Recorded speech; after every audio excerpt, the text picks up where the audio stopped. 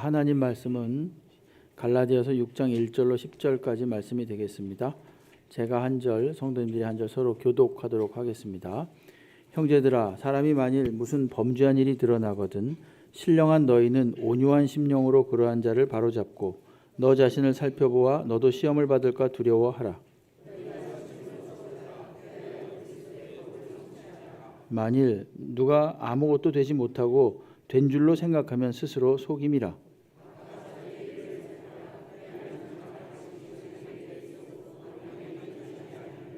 각각 자기의 짐을 질 것이라.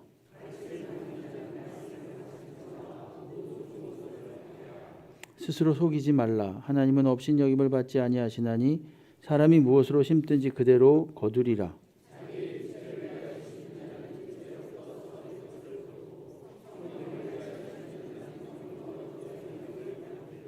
우리가 선을 행하되 낙심하지 말지니 포기하지 아니하면 때가 이름에 거두리라. 그러므로 우리는 기회 있는 대로 모든 이에게 착한 일을 하되 더욱 믿음의 가정들에게 할지니라. 아멘. 할렐루야. 오늘 아침에 나오신 우리 성도님들 주께서 크신 은혜와 평강으로 함께 하시기를 주의 이름으로 축원합니다. 갈라디아서 6장 1절부터 10절 말씀으로 성령을 따라 사는 교회, 이런 제목으로 은혜를 나누겠습니다. 보통 이제 우리가 종말의 때를 살고 있다, 이런 표현을 많이 쓰는데, 이 종말이라고 하는 것은 어느 한 시점, 특정한 시점이라기보다는 기간을 말합니다. 예수께서 이 땅에 오신 이후로, 초림하신 이후로 재림하시는 그 기간까지를 우리는 종말의 때다, 그렇게 통상적으로 이야기를 합니다. 이제 종말의 때가 막바지에 이르렀을 때 마침내 주님이 오실 날 심판이 있을 것이고, 그 심판을 마치고 나면 그 종말의 때가 완결이 되는 겁니다. 사도 바울은 오늘 갈라디아 성도들에게 그 종말의 때를 대비하여서 어떻게 성도들로 살아야만 하는가, 그리고 어떻게 교회 공동체로서 행해야만 하는가, 이것을 말해주고 있습니다.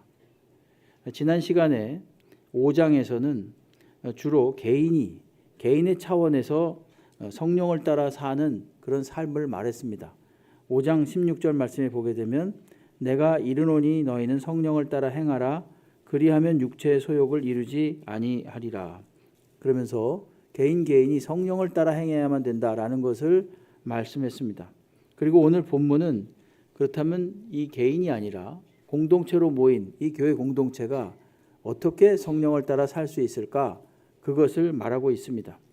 6장 1절로부터 10절은 총 세 부분으로 나누어지는데, 1절과 2절에서 그리스도의 법을 성취함으로써 성령을 따라 살라, 이렇게 말하고, 3절부터 5절까지에서는 각각 자기의 일을 살펴서 자만하지 않음으로 성령을 따라 살라.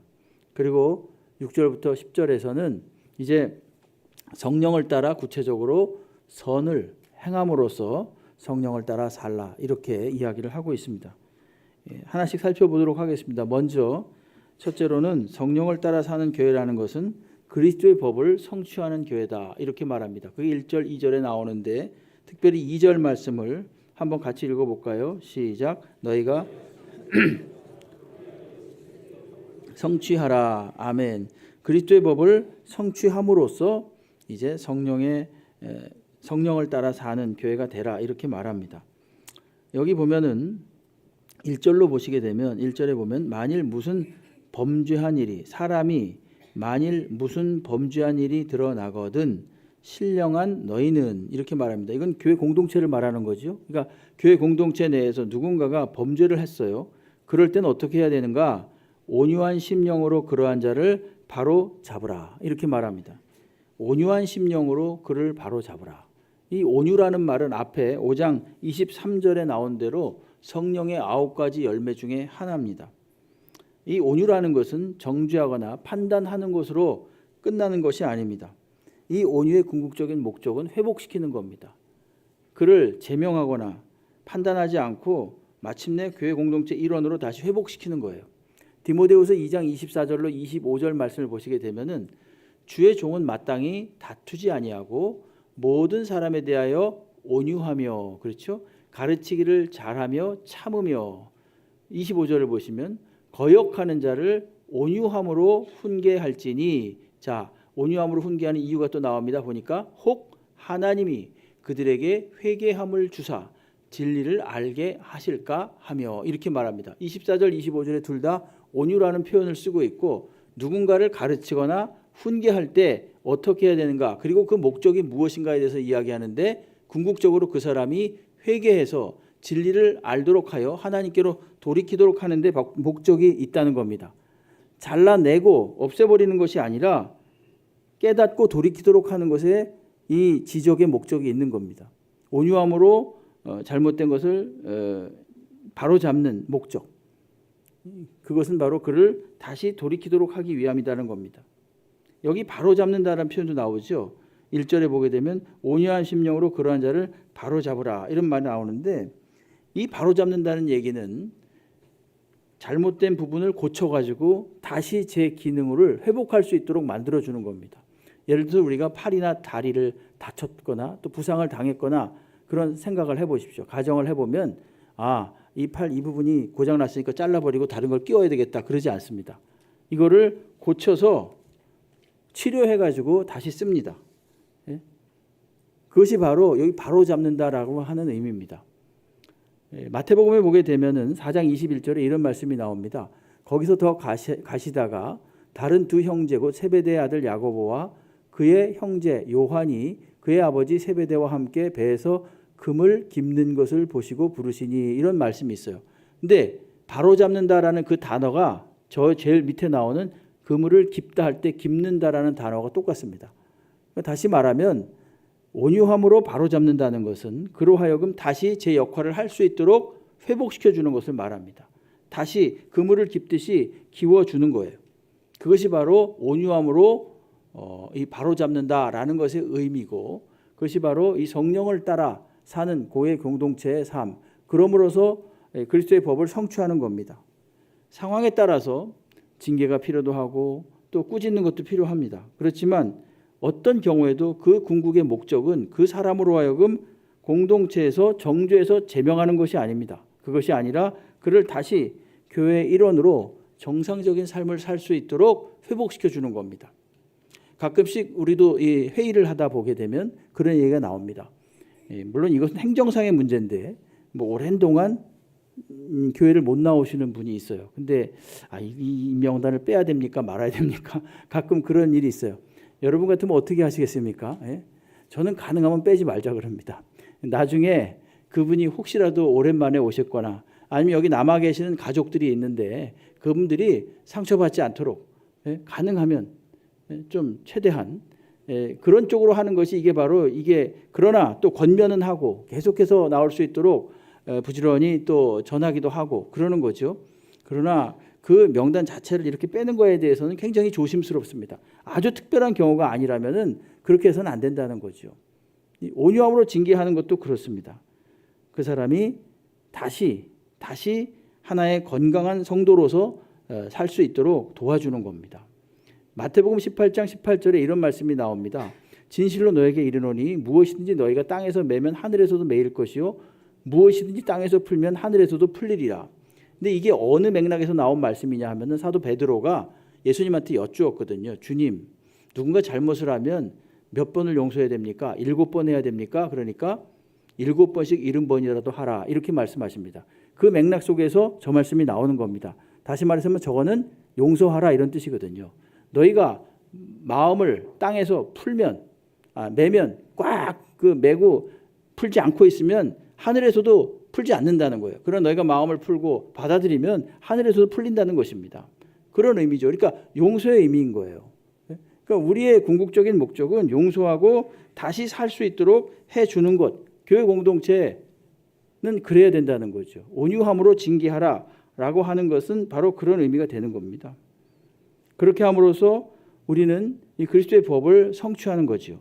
2절에도 보게 되면 너희가 짐을 서로 지라 그리하여 그리스도의 법을 성취하라, 이렇게 말합니다.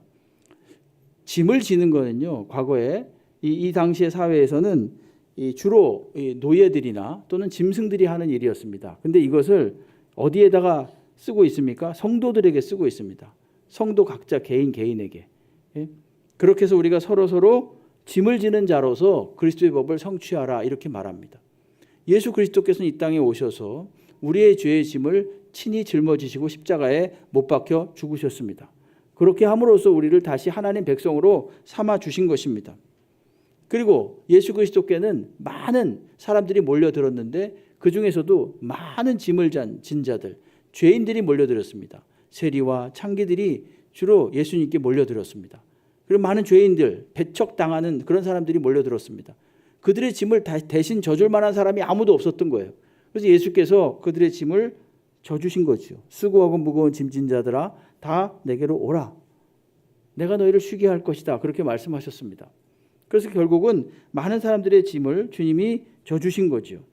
성령을 따라 사는 교회, 이것은 온유함으로 바로잡고 그리고 서로 상호간에 사랑으로서 짐을 져줌으로써 종로로 타는 교회, 그게 바로 그래서 그리스도의 법을 성취하는 교회, 그것이 바로 이 성령의 인도함을 따라 사는 교회인 줄로 믿습니다.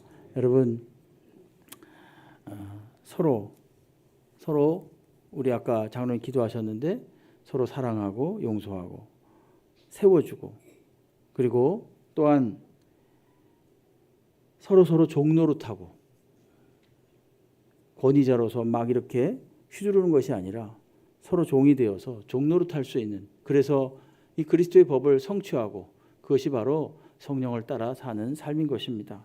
두 번째로 성령을 따라 사는 공동체란 어떤 것인가? 이 3절부터 5절 사이에 나오는데 자신을 살펴서 자만하지 않는 곳입니다. 그것이 바로 바른 교회, 건강한 교회의 공동체입니다. 사도 바울은 이미 5장 26절에서 이렇게 말했습니다. 헛된 영광을 구하여 서로 노엽게 하거나 서로 투기하지 말라 이렇게 말합니다. 다시 오늘 본문 3절에서는 허영과 자기 자랑을 경고하고 있습니다. 3절 보세요. 만일 누가 아무것도 되지 못하고 된 줄로 생각하면 스스로 속임이라 이렇게 말합니다. 정작 아무것도 안 됐으면서 굉장히 꽤 자기가 무언가를 이룬 것처럼 자랑하면 안 된다는 겁니다. 그걸 경고하고 있습니다.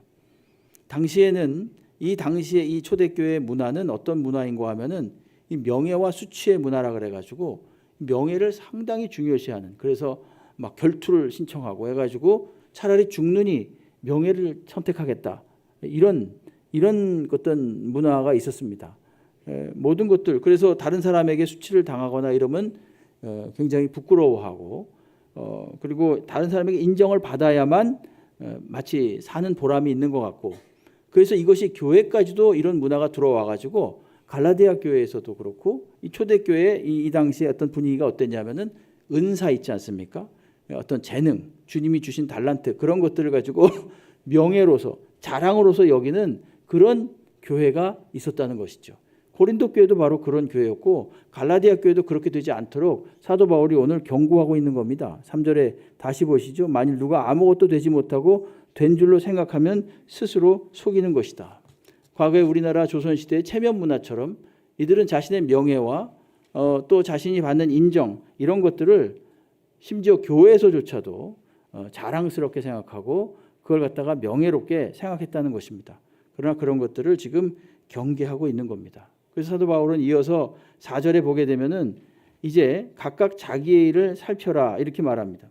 이 살피다라는 얘기는 점검하다, 자세히 찾다 이런 뜻입니다. 자기의 일을 살피라 이 말은 너를 돌아보라. 뭐 옛날에 뭐 있던 거 너나 잘하세요 이런 뭐 약간 그런 유의 말입니다. 당신이나 잘하십시오 이런 약간 좀 경고성의 말입니다. 다른 사람들과 정죄하거나 비교하지 말라는 겁니다. 각각 자기의 일을 살핀다라고 할 때 그 살피는 기준이 무엇인가? 그건 바로 다름 아닌 2절에서 말한 그리스도의 법입니다. 그리스도의 법이란 그렇다면 무엇인가? 하나님을 사랑하고 사람을 사랑하는 것입니다. 하나님을 사랑하고 사람을 사랑하는 것인가? 이것이 그런 기준을 가지고 언제든지 자기 자신을 살피라는 거죠. 그러면 언제나 자랑할 만한 게 없습니다. 내가 하나님을 사랑하고 사람을 사랑하는가? 라는 기준에서 나의 하는 일을 갖다 이렇게 뒤돌아보면요. 전혀 남과 비교할 만한 겨를이 없어요. 늘 부끄럽고 하나님 앞에 창피할 따름이죠. 예? 그러면 상대방과 비교함을 통해서 자신의 이 우월함을 입증하려고 하는 그런 잘못된 습성에서 벗어날 수 있는 겁니다. 우리는 지금 공동체를 이루어서 여러 사람들이 모여서 함께 성도가 되어서 하나님을 섬기고 있습니다. 그런데 그런 또 신앙은 철저하게 하나님 앞에서 1대1입니다. 자기를 살피는 겁니다. 내가 다른 이들과 비교해서 좀 더 나은 것 같다. 그래서 남을 무시하거나 또는 자신이 우월하다고 하는 그런 착각은 버려야 됩니다. 참된 신앙은 다른 사람과 비교함으로써 내가 상대적으로 더 낫다라고 하는 그런 신앙이 아니라 하나님 앞에서 1대1로 내 자신이 행하는 신앙, 이것이 바로 바른 신앙이라는 겁니다. 우린 그런 거 있습니다. 남이 선을 행하면 나도 선을 행합니다. 남이 봉사하면 나도 봉사합니다. 예? 이런 어떤 이렇게 딱 보니까 심지어 헌금도 그래요. 이분 11조 했네. 나보다 늦게 들어왔는데 11조 했어. 나도 해야 되겠네. 이런 식으로 하지 말라는 겁니다. 남이 하니까 나도 한다. 그건 사회에서 통하는 거예요. 그냥 나는 하나님 앞에서 내가 받은 믿음대로 행하는 것입니다. 예? 체면을 따지거나 그렇게 되면 어떻게 되는지 아십니까? 남이 행하는 대로 하고 하면 말입니다. 언제든지 남보다 우월하려고 하거나 또 남보다 뒤처지지 않으려고 하는 그런 마음을 항상 갖게 되는 거예요. 그러니까 이것은 늘 비교하는 신앙이 되는 겁니다. 그러나 오늘 성경에서는 각각 자기의 일을 살피라.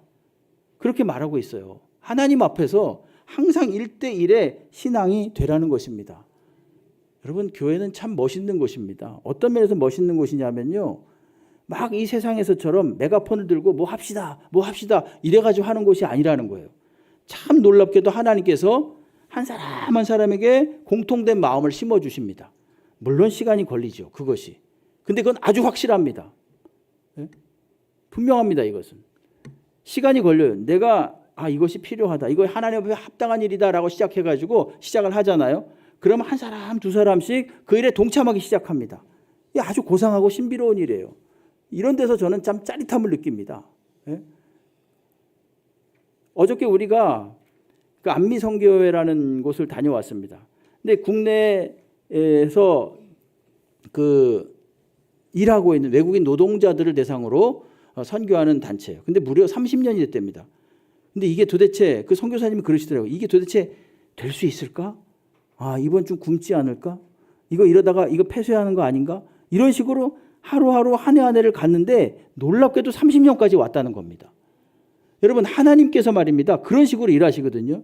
그게 정말 멋있는 거잖아요. 교회도 마찬가지입니다. 교회 일을 할 때는 말입니다. 그냥 내가 하면 됩니다.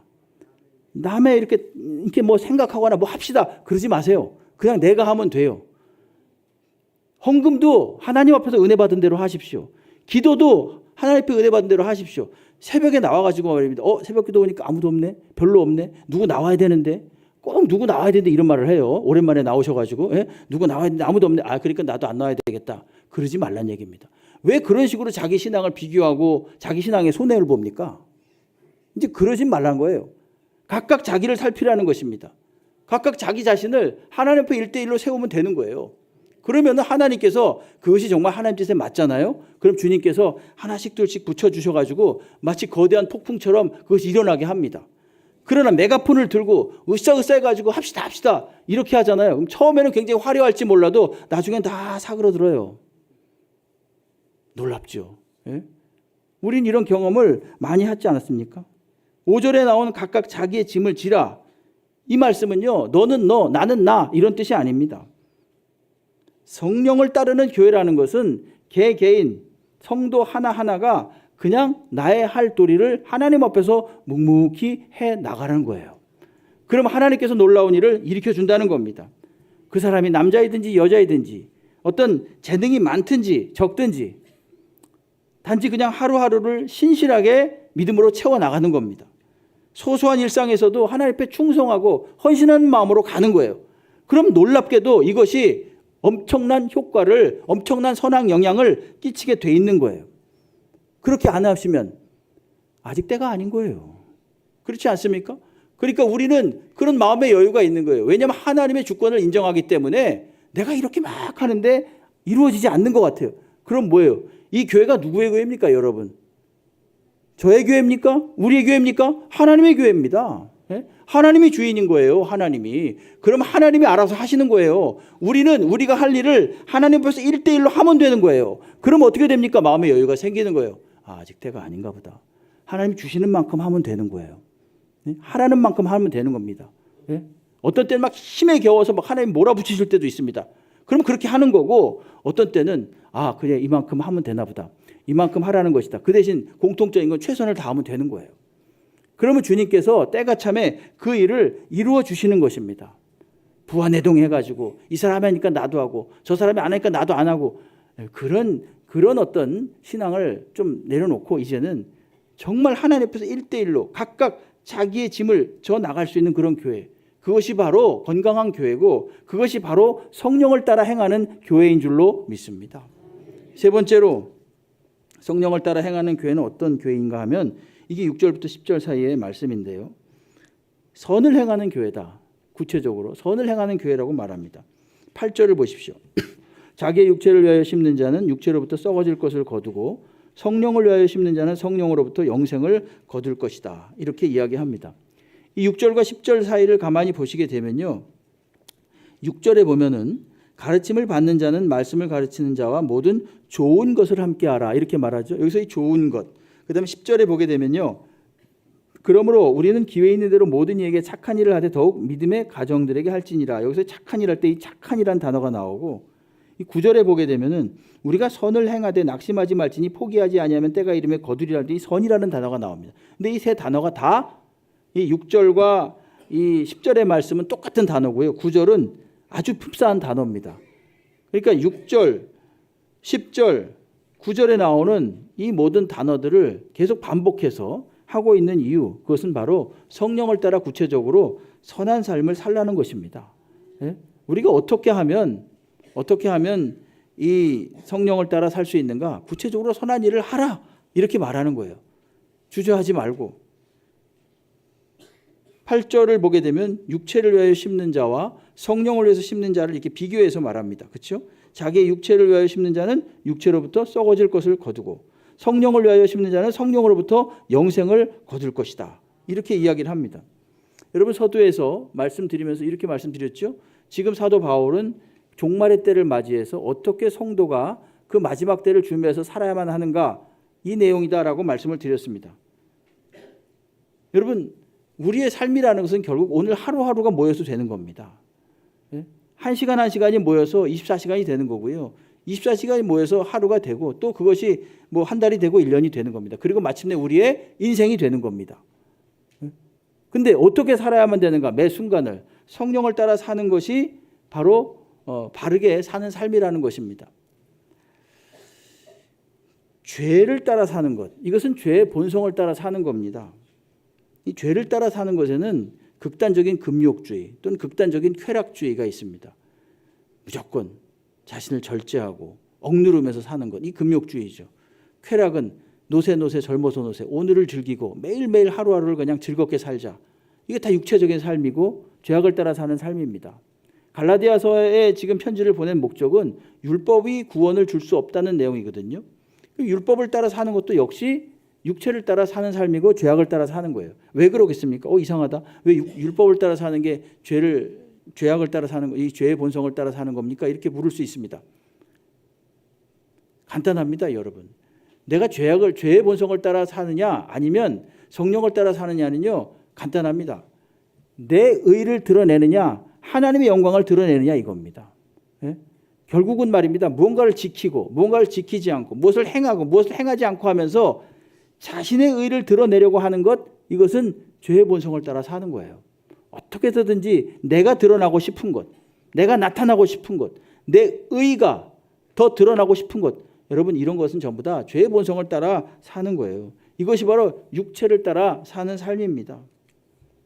육체를 위해서 심는다. 이것은 계속해서 죄의 열매를 맺는 씨앗을 심는 그런 삶을 말합니다. 그렇다면 죄의 열매밖에 나오지 않겠죠. 여러분, 죄의 열매, 육체의 열매가 앞에 장에서 우리가 본 바가 있는데 그게 뭐냐면 5장 19절부터 21절의 말씀이에요. 육체의 일은 분명하니 곧 음행과 더러운 것과 호색과 우상숭배, 주술, 원수 맺는 것, 분쟁, 시기, 분냄, 당짓는 것, 분열, 이단, 투기와 술취함, 방탕함, 또 그와 같은 것들이다. 이렇게 말합니다. 이거 전부 다 보통의 사람들이 하는 일입니다. 예? 보통의 사람들, 이 죄의 본성을 따라 사는 겁니다. 그럼 죄의 열매를 맺다가 결국은 지옥으로 갈 수밖에 없는 거죠. 영벌로 갈 수밖에 없는 겁니다. 반면에 성령을 따라 사는 사람은 성령의 열매를 맺어요. 그게 뭐냐면 22절로 5장 22절로 23절의 말씀입니다. 성령의 열매는 사랑, 희락, 화평, 오래 참음, 자비, 양선, 충성, 온유, 절제, 이 같은 것을 금지할 법이 없다. 반드시 이루고야 만다라는 것입니다. 그래서 이 육체의 법과 성령의 법은요, 한 사람의 마음속에 동시에 있어가지고 서로 양립할 수가 없어요. 늘 갈등을 일으킵니다. 그래서 앞에 5장 17절에서 이렇게 말하잖아요. 육체의 소욕은 성령을 거스르고 성령은 육체를 거스르나니 이 둘이 서로 대적함으로 너희가 원하는 것을 하지 못하게 하려 함이니라. 서로 충돌하는 것입니다. 여러분, 성도는 그 안에 성령의 새로운 법이 심겨진 사람들입니다. 그렇기 때문에 이제부터는 계속 육체의 법과 이 성령의 법이 우리 안에서 막 싸우죠. 싸우는데 결국은 어떻게 되겠습니까? 이 같은 것을 금지할 법이 없다 그랬어요. 결국 성령의 법이 이깁니다. 우리가 매일매일 성령을 따라 순종하는 삶을 살 때 성령의 열매를 맺히면서 살 수가 있는 겁니다. 이건 우리의 선택이지요. 물론 그마저도 하나님이 하시는 거지만은 그래도 하나님께서는 우리로 하여금 선택할 수 있는 그런 생각을 주셨잖아요. 그리고 우리 안에 성령을 주셨잖아요. 그래서 우리가 이렇게 하는 것이 하나님 뜻에 맞아라고 하는 것을 내 안에서 가르쳐 주십니다. 성령께서. 그럼 그것을 따라 순종하면 되는 거예요. 성령을 따라 순종한다는 것에 대해서 사도 바울은 여러 가지 이 정황을 이야기를 합니다. 먼저 6절을 보시게 되면은 구체적인 적용인데요. 가르침을 받는 자는 말씀을 가르치는 자와 모든 좋은 것을 함께 하라. 이렇게 말합니다. 되게 좋은 말씀이죠? 그죠? 이거 우리 교회에도 적용할 수 있겠고, 교사들, 우리 유초등부, 중고등부, 청년부, 유치부, 교사분들, 또 우리 구역장님들 함께 모여서 성경 공부를 할 때 인도자들에게도 다 해당이 되는 말씀이에요. 이 말씀을 보면은 갈라디아 교회에 말씀을 가르치는 사람들이 있었다는 것을 알 수 있습니다. 그리고 이것은 그러한 말씀을 담당하는 자들을 귀하게 여기고 존중해 주라, 이런 말씀이에요. 그것이 바로 성령을 따라 사는 삶이에요. 구체적으로. 그리고 9절에 보게 되면은 이것을 행하되 결코 포기하지 말라. 9절을 보십시오. 우리 9절의 이 말씀을 한번 마음속에 암송했으면 좋겠습니다. 같이 한번 읽어볼까요? 우리가 선을 행하되 낙심하지 말지니 포기하지 아니하면 때가 이름에 거두리라. 이렇게 말합니다. 아멘. 예, 낙심하지 말라는 거예요. 낙심하지 말라고. 포기하지 말라는 겁니다. 계속해서 그 선한 일을 성령의 인도함을 따라서 계속 하라는 것입니다. 계속 하면 돼요, 여러분. 계속하면. 예? 전에도 말씀드렸습니다만은 그러면 자유함이 있습니다. 우리 교회가 여름, 겨울 두 달 정도 빼고는 이제 토요 전도를 합니다. 토요 전도를 할 때 그 소요되는 시간이 그렇게 많지 않아요. 1시간, 1시간 반 길면 그렇습니다. 근데 어떤 때는 많이도 나오시고 어떤 때는 조금 더 나오시고 그래요.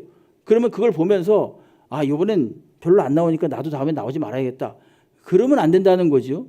여러분, 우리가 성령의 인도함을 따라서 아무도 안 오더라도, 아무도 전도하지 않아도 내가 하나님 앞에서 전도하면서 짜릿함을 느끼는 게 이게 기쁨인 거예요. 이게 성령을 따라 행하는 거예요.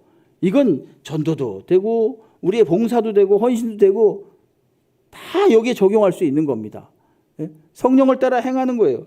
포기하거나 중요한 건 낙심하지 않는 겁니다. 계속하는 겁니다. 계속. 가만히 보니까요, 이런 게 있더라고요. 요즘 운동 열풍이 많은데 운동을 잘하는 사람이 어떤 사람일까? 이 생각을 해봤어요. 건강한 사람이 어떤 사람일까? 그랬더니 운동을 하루에 2시간, 3시간씩 하고 일주일 쉬었다가 또 하고 그런 사람일까? 아니면 매일매일 그냥 조금씩 계속하는 사람일까? 그리고 얼마 전에 했다가 지금 그만둔 사람일까? 아니면 지금도 계속하는 사람일까? 이 생각하면 답은 명확하게 나오잖아요. 그렇죠? 매일 꾸준히 지금까지 하는 사람이 제일 운동 잘하는 사람입니다. 그렇지 않을까요? 기도도 그렇고 우리가 이 적용해 본다면 그렇습니다. 성령의 음성을 따라 사는 것도요, 사실은 굉장한 우리의 성실함이 필요합니다. 하나님의 도우심이 필요해요. 예? 그러기 위해서 늘 하나님을 의지해야 되는 거죠. 늘. 무슨 일을 할 때 말입니다. 열심히 준비해야 됩니다. 최선을 다해서 해야 됩니다. 처음부터 끝까지. 저도 말씀을 준비할 때요, 끝까지 다 써요. 오늘 7장 썼어요. 7장. 7장 썼는데 가나 다라 딱까지 다 씁니다. 예? 여기다가 뭐 농담까지 써요. 여기다가 물음표까지 쓰고 느낌표까지 쓰고 다 씁니다. 그러나 이것을 마지막에 정리할 때는 어떻게 해야 되니? 이건 제가 주로 하는 일이니까 예를 들어서 말씀드리는 거예요.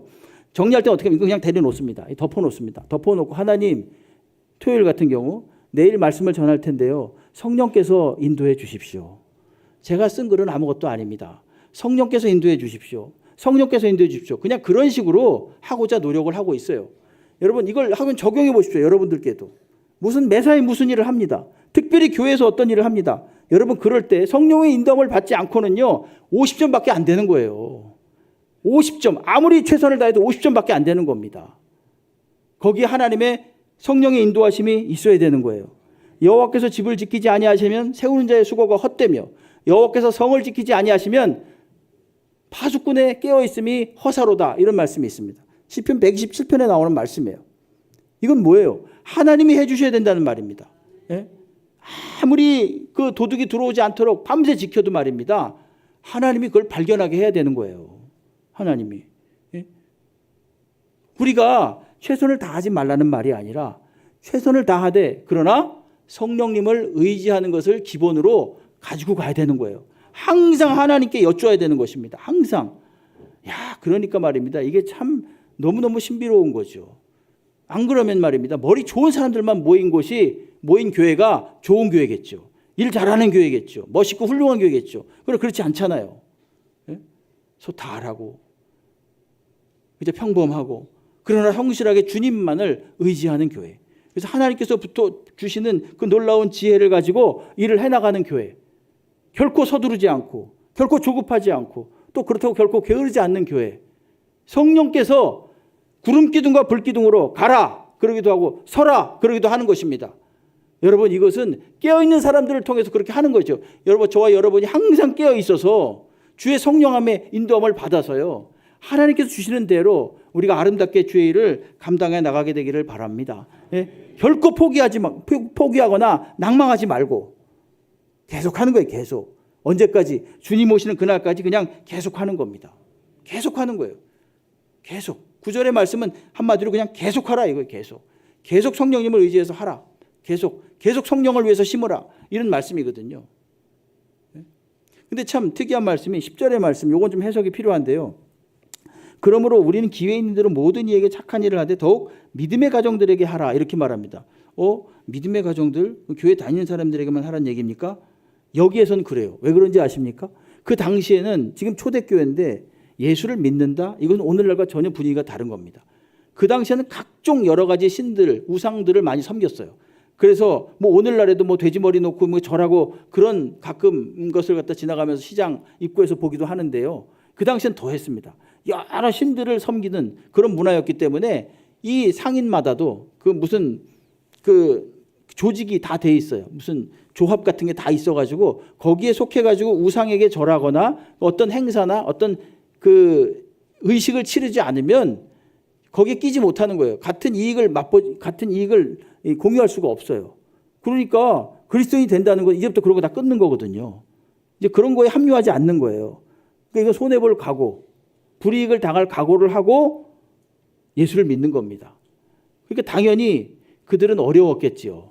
그래서 여기 더욱 믿음의 가정들에게 하라라고 하는 이 의미는 그런 어떤 자신의 신앙을 지키기 위해서 불이익과 궁핍함을 당하는 그런 사람들을 도우라 이런 뜻입니다. 물론 이방인들도 도와야 되고 어려운 자들도 다 도와야 되지만 여기에 특별히 믿음의 가정들에게 하라라고 하는 말씀은 바로 그런 말씀이 되겠습니다. 오늘 우리가 이 교회 내에서 함께 신앙생활을 하면서 어떻게 하면 이 성령을 따라 행할 것인가? 첫 번째로는 이 그리스도의 법을 성취함으로써 2절에 나온 대로 그리스도의 법을 성취하는 삶을 삶으로써 서로가 종노릇함으로써 그리스도의 법을 성취하면서 성령을 따라 살아야 되고, 두 번째는 남과 비교하지 말고 남들이 하는 것 따라 하지 말고 나 자신이 하나님 앞에 1대1을 살면서 자기 자신을 먼저 살피면서 그렇게 이 성령을 따라 살고요. 그리고 구체적으로 좋은 것들을 서로 나누고 서로 권면하고, 그리고 포기하지 않고 계속 선한 일을 꾸준히 주께서 오시는 날까지 계속 행함으로써 이 성령을 따라 사는 그런 주의 백성들 다 되시기를 주의 이름으로 축원합니다.